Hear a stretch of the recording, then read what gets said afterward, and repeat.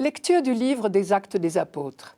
Quand arriva le jour de la Pentecôte, au terme des 50 jours après Pâques, ils se trouvaient réunis tous ensemble. Soudain, un bruit survint du ciel, comme un violent coup de vent. La maison où ils étaient assis en fut remplie tout entière.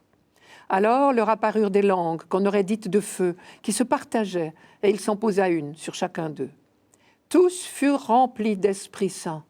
Ils se mirent à parler en d'autres langues, et chacun s'exprimait selon le don de l'Esprit. Or, il y avait, résidant à Jérusalem, des Juifs religieux venant de toutes les nations sous le ciel. Lorsque ceux-ci entendirent la voix qui retentissait, ils se rassemblèrent en foule. Ils étaient en pleine confusion, parce que chacun d'eux entendait dans son propre dialecte ceux qui parlaient. Dans la stupéfaction et l'émerveillement, ils disaient « Ces gens qui parlent, ne sont-ils pas tous Galiléens ? Comment se fait-il que chacun de nous les entende dans son propre dialecte, sa langue maternelle ? Parthes, Mèdes et Élamites, habitants de la Mésopotamie, de la Judée et de la Cappadoce, de la province du Pont et de celle d'Asie, de la Phrygie et de la Pamphylie, de l'Égypte et des contrées de Libye proches de Cyrène, Romains de passage, Juifs de naissance et convertis, Crétois et Arabes, tous nous les entendons parler dans nos langues des merveilles de Dieu. Première chose à retenir de ce texte, Jérusalem est la ville du don de l'Esprit. Elle n'est pas seulement la ville où Jésus a institué l'Eucharistie, la ville où il est ressuscité, elle est aussi la ville où l'Esprit a été répandu sur l'humanité. Ce jour-là, la ville de Jérusalem grouillait de monde, venu de partout, des milliers de Juifs pieux venus parfois de très loin, parce qu'à l'époque du Christ, la Pentecôte juive était très importante. C'était la fête du don de la loi, l'une des 3 fêtes de l'année pour lesquelles on se rendait à Jérusalem en pèlerinage. L'énumération de toutes les nationalités réunies à Jérusalem pour cette occasion en est la preuve. Pour bien nous faire comprendre ce qui se passe, Luc nous le raconte ici dans des termes qu'il a, de toute évidence, choisis très soigneusement pour évoquer au moins 3 textes de l'Ancien Testament. Ces 3 textes sont premièrement le don de la loi au Sinaï, deuxièmement une parole du prophète Joël et troisièmement l'épisode de la tour de Babel. Je commence par le Sinaï. Les langues de feu de la Pentecôte, le bruit pareil à celui d'un violent coup de vent, suggèrent que nous sommes ici dans la ligne de ce qui s'était passé au Sinaï quand Dieu avait donné les tables de la loi à Moïse. On trouve cela au livre de l'Exode. Je cite « Le 3e jour, quand vint le matin, il y eut des voix, des éclairs, une nuée posant sur la montagne et la voix d'un corps très puissant. Dans le camp, tout le peuple trembla. Moïse fit sortir le peuple à la rencontre de Dieu hors du camp, et ils se tinrent tout en bas de la montagne. La montagne du Sinaï n'était que fumée, parce que le Seigneur y était descendu dans le feu. Sa fumée monta comme le feu d'une fournaise, et toute la montagne trembla violemment. Moïse parlait, et Dieu lui répondait par la voix du tonnerre. En s'inscrivant dans la ligne de l'événement du Sinaï, saint Luc veut nous faire comprendre que cette Pentecôte, cette année-là, est beaucoup plus qu'un pèlerinage traditionnel. C'est un nouveau Sinaï. Comme Dieu avait donné sa loi à son peuple pour lui enseigner à vivre dans l'alliance, désormais Dieu donne son propre esprit à son peuple. Désormais, la loi de Dieu, qui est le seul moyen de vivre vraiment libre et heureux, il ne faut pas l'oublier, désormais cette loi de Dieu est écrite non plus sur des tables de pierre, mais sur des tables de chair, sur le cœur de l'homme, pour reprendre une image d'Ézéchiel. Deuxièmement, Luc a très certainement voulu évoquer une parole du prophète Joël. Je la cite, « Je répandrai mon esprit sur toute chair, dit Dieu. » Toute chair, c'est-à-dire tout être humain. Aux yeux de Luc, ces Juifs fervents, issus de toutes les nations qui sont sous le ciel, comme il les appelle, symbolisent l'humanité entière, pour laquelle s'accomplit enfin la prophétie de Joël. Cela veut dire que le fameux jour de Dieu tant attendu est arrivé. Troisièmement, l'épisode de Babel. Vous vous souvenez de l'histoire de Babel. En la simplifiant beaucoup, on peut la raconter comme une pièce en 2 actes. Acte 1, tous les hommes parlaient la même langue, ils avaient le même langage et les mêmes mots. Ils décident d'entreprendre une grande œuvre qui mobilisera toutes leurs énergies, la construction d'une tour immense. Acte 2, Dieu intervient pour mettre le holà, il les disperse à la surface de la terre et brouille leur langue. Désormais, les hommes ne se comprendront plus. Nous nous demandons souvent ce qu'il faut en conclure. Si l'on veut bien ne pas faire de procès d'intention à Dieu, impossible d'imaginer qu'il ait agi pour autre chose que pour notre bonheur. Donc, si Dieu intervient, c'est pour épargner à l'humanité une fausse piste, la piste de la pensée unique, du projet unique, quelque chose comme si Dieu nous disait « Mes petits-enfants, vous recherchez l'unité, c'est bien, mais ne vous trompez pas de chemin. L'unité n'est pas dans l'uniformité. La véritable unité de l'amour ne peut se trouver que dans la diversité. » Le récit de la Pentecôte chez Luc s'inscrit bien dans la ligne de Babel, comprise comme cela. À Babel, l'humanité apprend la diversité. À la Pentecôte, elle apprend l'unité dans la diversité. Car désormais, toutes les nations qui sont sous le ciel entendent proclamer dans leurs diverses langues l'unique message, les merveilles de Dieu.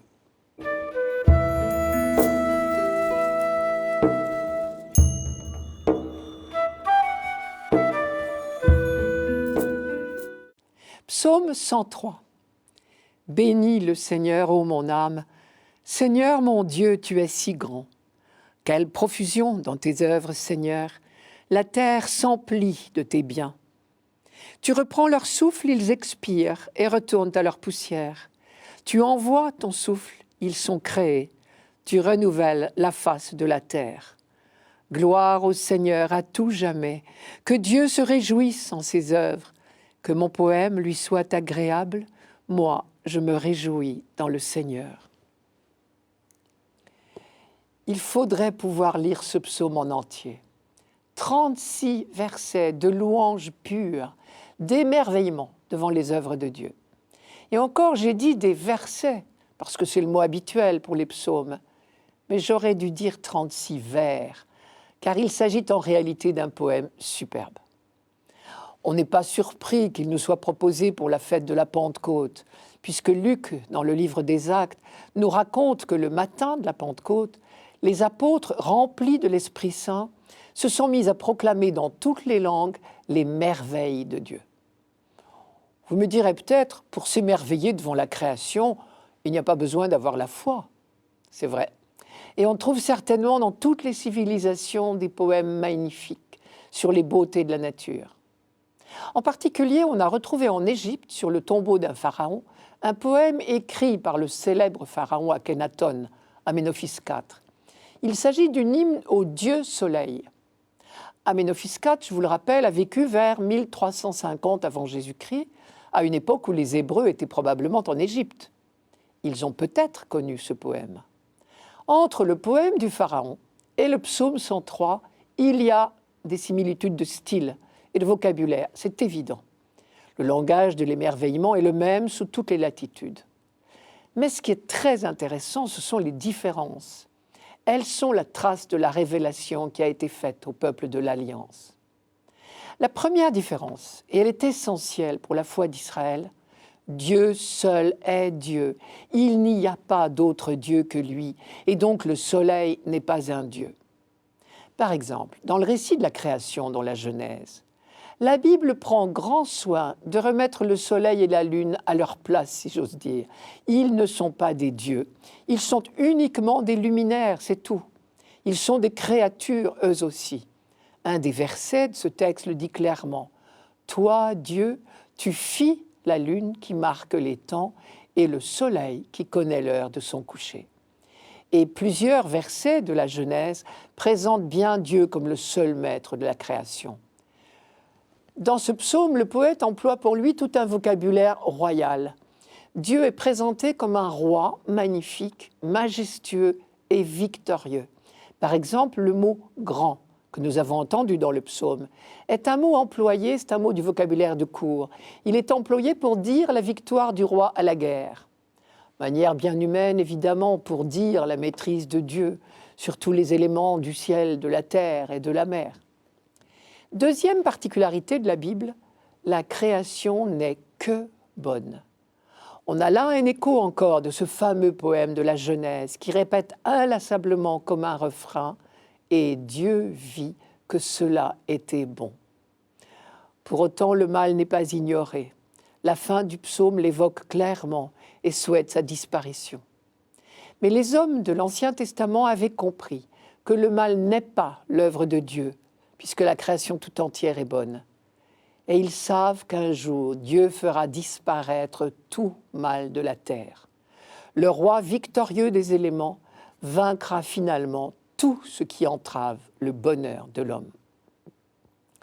Troisième particularité de la foi d'Israël, la création n'est pas un acte du passé. Comme si Dieu avait lancé la terre et les humains dans l'espace une fois pour toutes. Elle est une relation persistante entre le Créateur et ses créatures. Quand nous disons dans le credo « Je crois en Dieu Tout-Puissant, Créateur du ciel et de la terre », nous n'affirmons pas seulement notre foi en un acte initial de Dieu, mais nous nous reconnaissons en relation de dépendance à son égard. Et le psaume ici le dit très bien, cette permanence de l'action de Dieu. Je cite « Tous comptent sur toi. Tu caches ton visage, ils s'épouvantent. Tu reprends leur souffle, ils expirent et retournent à leur poussière. Tu envoies ton souffle, ils sont créés. Tu renouvelles la face de la terre. » Autre particularité encore de la foi d'Israël, autre marque de la révélation faite à ce peuple, au sommet de la création, il y a l'homme, créé pour être le roi de la création et rempli du souffle même de Dieu. Il fallait bien une révélation pour que l'humanité ose penser une chose pareille. Et c'est bien ce que nous célébrons à la Pentecôte. Cet esprit de Dieu qui est en nous vibre en sa présence. Il entre en résonance avec lui. Et c'est pour cela que le psalmiste peut dire que Dieu se réjouisse en ses œuvres. Moi, je me réjouis dans le Seigneur. Enfin, et c'est très important, on sait bien qu'en Israël, toute réflexion sur la création s'inscrit dans la perspective de l'alliance. Israël a d'abord expérimenté l'œuvre de libération de Dieu et seulement ensuite a médité la création à la lumière de cette expérience. Dans ce psaume précis, on en a des traces. D'abord, le nom de Dieu employé ici est le fameux nom en 4 lettres, YHVH, que nous traduisons Seigneur en majuscule, qui est la révélation précisément du Dieu de l'Alliance. Ensuite, vous avez entendu tout à l'heure l'expression « Seigneur, mon Dieu, tu es si grand ». L'expression « mon Dieu » avec le possessif est toujours un rappel de l'Alliance, puisque le projet de Dieu dans cette alliance était précisément dit dans la formule « Vous serez mon peuple et je serai votre Dieu ». Cette promesse-là, c'est dans le don de l'Esprit à toute chair, comme dit le prophète Joël, qu'elle s'accomplit. Désormais, tout homme est invité à recevoir le don de l'Esprit pour devenir vraiment fils de Dieu.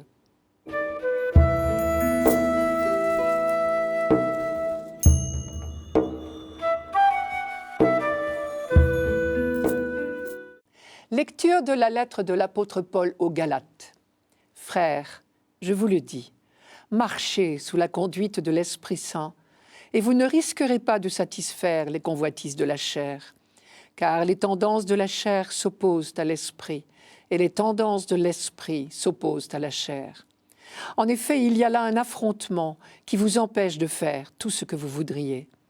Mais si vous vous laissez conduire par l'Esprit, vous n'êtes pas soumis à la loi. On sait bien à quelles actions mène la chair. Inconduite, impureté, débauche, idolâtrie, sorcellerie, haine, rivalité, jalousie, emportement, intrigue, division, sectarisme, envie, beuverie, orgie et autres choses du même genre. Je vous préviens, comme je l'ai déjà fait, ceux qui commettent de telles actions ne recevront pas en héritage le royaume de Dieu. Mais voici le fruit de l'esprit, amour, joie, paix, patience, bonté, bienveillance, fidélité, douceur et maîtrise de soi. En ces domaines, la loi n'intervient pas. Ceux qui sont au Christ Jésus ont crucifié en eux la chair avec ses passions et ses convoitises. Puisque l'Esprit nous fait vivre, marchons sous la conduite de l'Esprit. Cet affrontement que Paul décrit ici entre les tendances de la chair et les tendances de l'Esprit est le lot de chacun de nous, depuis que le monde est monde. Le livre de la Genèse le dit d'une manière très imagée dans l'épisode de Caïn et Abel. Abel était berger, Caïn cultivateur.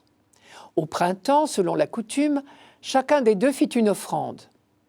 La règle était que le berger offre le premier-né de son troupeau, ce qu'Abel a fait, et le cultivateur les premières gerbes de sa récolte.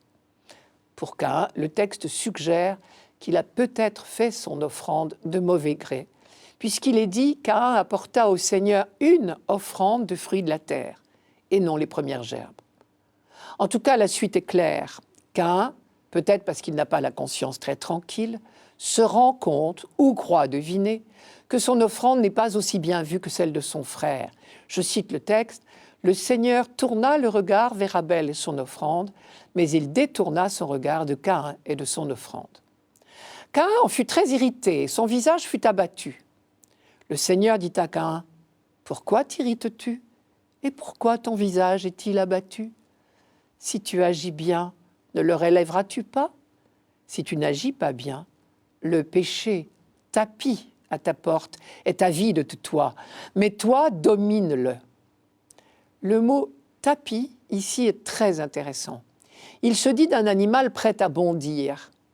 Caïn est écartelé entre cette violence animale qui l'envahit et l'appel de Dieu à dominer son envie de meurtre. Le péché tapis à ta porte est avide de toi, mais toi domine-le. Il est clair que pour Caïn, la véritable liberté aurait été de dominer sa violence. Au moment où il se donnait l'illusion d'être le plus fort en tuant son frère, il n'était en réalité que l'esclave d'une violence qu'il n'avait pas su dominer. Nous sommes les descendants de Caïn. Et toute notre histoire humaine, aussi bien collective qu'individuelle, pourrait s'écrire comme la longue suite de ces affrontements. Très lentement, l'humanité apprend à dominer sa violence. Elle sort peu à peu de l'animalité pour devenir vraiment humaine. À l'échelon individuel, le même apprentissage est à refaire pour chacun de nous. Ceux d'entre nous qui ont éduqué des enfants le savent bien. Long apprentissage de ce qu'est la véritable liberté. Non pas se laisser aller à n'importe quoi, mais au contraire savoir dominer toutes ces bêtes tapies à notre porte. Débauche, impureté, obscénité, idolâtrie, sorcellerie, haine, querelle, jalousie, colère, envie, division, sectarisme, rivalité, beuverie, gloutonnerie et autres choses du même genre. On reconnaît ici la liste de Paul. Une bonne manière de faciliter cet apprentissage est d'imposer certaines règles de conduite. C'est le rôle des lois. Tu ne tueras pas. C'est le premier pas, la première balise. Il serait évidemment beaucoup plus noble pour Caïn d'aimer spontanément Abel. Mais tant qu'on n'en est pas là, au moins la loi limite-t-elle les dégâts et peu à peu elle éduque de gré ou de force. Son rôle est d'enseigner ce qu'on appelle les bonnes manières, c'est-à-dire, qu'on le veuille ou non, les manières d'être bon. Apprentissage par la contrainte, il est vrai, mais l'expérience prouve que dans une première étape du développement des sociétés, comme des individus, seule cette contrainte est efficace pour éviter la prolifération de la violence, ce que Paul appelle les tendances égoïstes de la chair. Entendons-nous bien sur le sens du mot « chair » pour Paul. Contrairement à ce qu'on pourrait croire, chez saint Paul, le mot « chair » n'a rien de péjoratif. Ce n'est pas le corps et encore moins le sexe. C'est l'homme tout entier quand il ressemble à Caïn. Cet homme-là a besoin d'une loi pour ne pas se laisser aller à toutes les violences qu'il habite. Un jour viendra où la loi ne sera plus nécessaire. Ce ne sera plus la loi qui régira les rapports entre les hommes, ce sera l'amour. Et Paul nous dit que ce jour est déjà venu. Et tous les textes de cette fête de Pentecôte répètent la même chose. Ce jour est venu.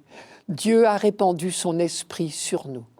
La loi de contrainte n'a plus sa raison d'être, ou plutôt une seule loi subsiste. Tu aimeras ton prochain comme toi-même. Ce jour est venu. Et déjà nous avons vu l'œuvre de l'esprit d'amour dans le cœur d'un homme qui se laisse complètement habiter par lui. Je veux parler bien sûr de Jésus de Nazareth. Quand Paul fait la liste des fruits de l'esprit, on peut y lire le portrait même de Jésus-Christ. Amour, joie, paix, patience, bonté, bienveillance, fidélité, douceur, maîtrise de soi.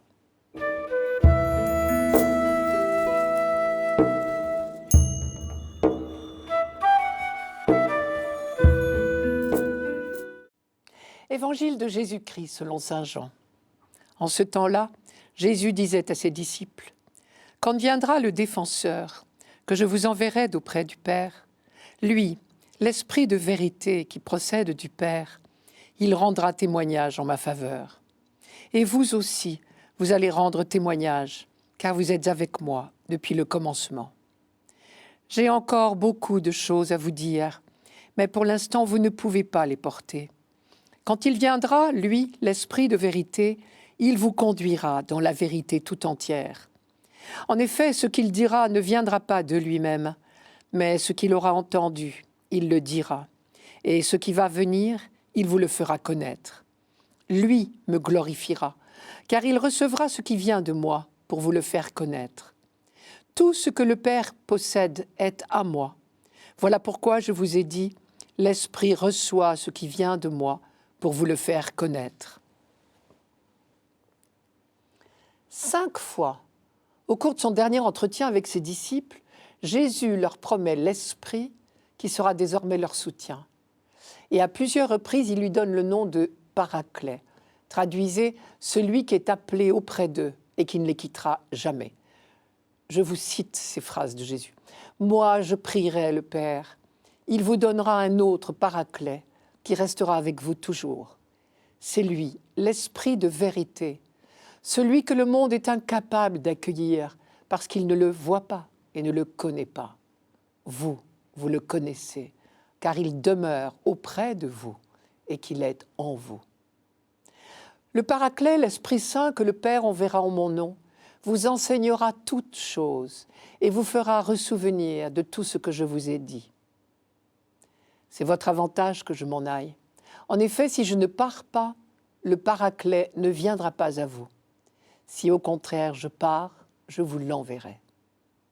Lorsque viendra l'Esprit de vérité, il vous fera accéder à la vérité tout entière, car il ne parlera pas de son propre chef, mais il dira ce qu'il entendra, et il vous communiquera tout ce qui doit venir.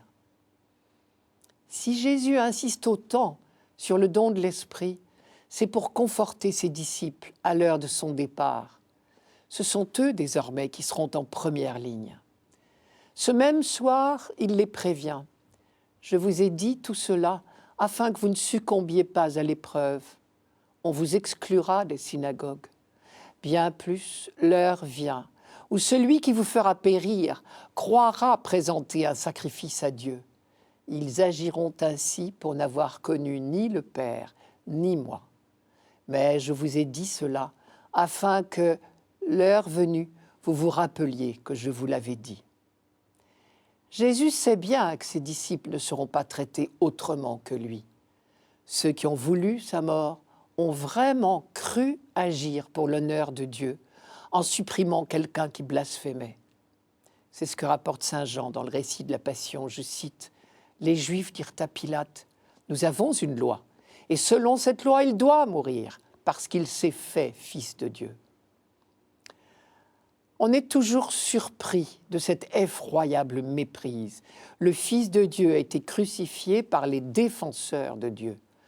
À leur tour, les disciples du Fils seront persécutés, supprimés les uns après les autres au nom de la religion authentique. ils auront bien besoin du soutien de l'esprit de vérité. Jean l'appelle le paraclet, le défenseur.